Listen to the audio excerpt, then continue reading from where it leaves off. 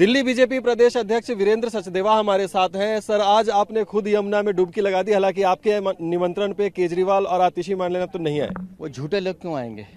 उन्होंने तो दिल्ली के वोट लेने थे, झूठ बोल के ले लिए कि मैं अगले चुनाव से पहले यमुना में डुबकी लगाऊंगा, मुझे वोट मत देना। चुनाव तो सर पर है, इसलिए बुलाया था कि आइए माँ यमुना की हालत देखिए।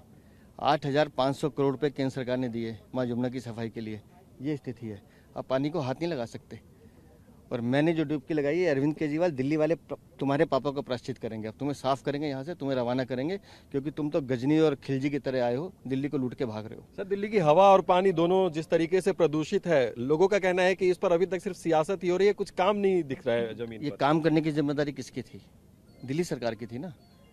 तो अगर हम दिल्ली सरकार को उसकी जिम्मेदारी याद दिला रहे हैं तो हम राजनीति कर रहे हैं। भाई, आपको यमुना की सफाई करनी थी, आपको केंद्र सरकार ने पैसे दिए, आप भ्रष्टाचार कर गए, आप लील गए पैसे को, तो जवाब तो आपको देना पड़ेगा। 8,500 रुपये का हिसाब दे दे यहाँ कर कि 8,500 करोड़ रुपये कहाँ खर्च किए, जवाब दे दिल्ली की सरकार। नहीं करेंगे।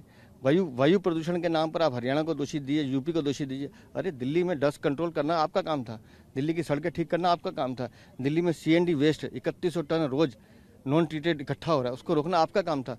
अपने काम नहीं करेंगे, लेकिन दूसरों को उपदेश देंगे, क्योंकि इन्होंने सिर्फ विज्ञापन जीवी लोग हैं, विज्ञापन देने, काम नहीं करना। तो सीधे तौर पर आप देख सकते हैं कि बीजेपी के प्रदेश अध्यक्ष ने आरोप लगाया है अरविंद केजरीवाल की सरकार पर, आतिशी मारलेना पर, कि केंद्र की तरफ से तो 8,500 करोड़ रुपए दिल्ली सरकार को सिर्फ यमुना की सफाई के लिए दिए गए, लेकिन उस पर काम यदि अभी तक हुआ होता तो यमुना का ये हाल नहीं हुआ होता। यमुना की तस्वीरें अगर हम आपको दिखाएं तो इस वक्त हम लोग यमुना घाट पर ही मौजूद हैं और यहाँ की जो तस्वीरें हैं आप देख सकते हैं कि पानी का जो रंग है यहाँ पर काले रंग का आपको दिखाई देगा और पूरी की पूरा जो घाट है वो आपको प्रदूषित इस समय दिखाई देगा। इस तरह के हालात यहाँ पर बने हुए हैं और अब इसी को लेकर दिल्ली में सियासत एक बार फिर गर्म होने लगी है, क्योंकि दिवाली का त्योहार आ रहा है और उसके कुछ दिन के बाद यहाँ पर छठ भी मनाया जाएगा। लेकिन इस ऐसी स्थिति में यहाँ पर छठ पर्व किस तरीके से मनाया जाएगा, ये भी एक बड़ा सवाल है और बीजेपी लगातार ये सवाल आम आदमी पार्टी सरकार के सामने रख रही है। TV9 भारतवर्ष के लिए विपुल के साथ दिल्ली से मैं अभिजीत ठाकुर।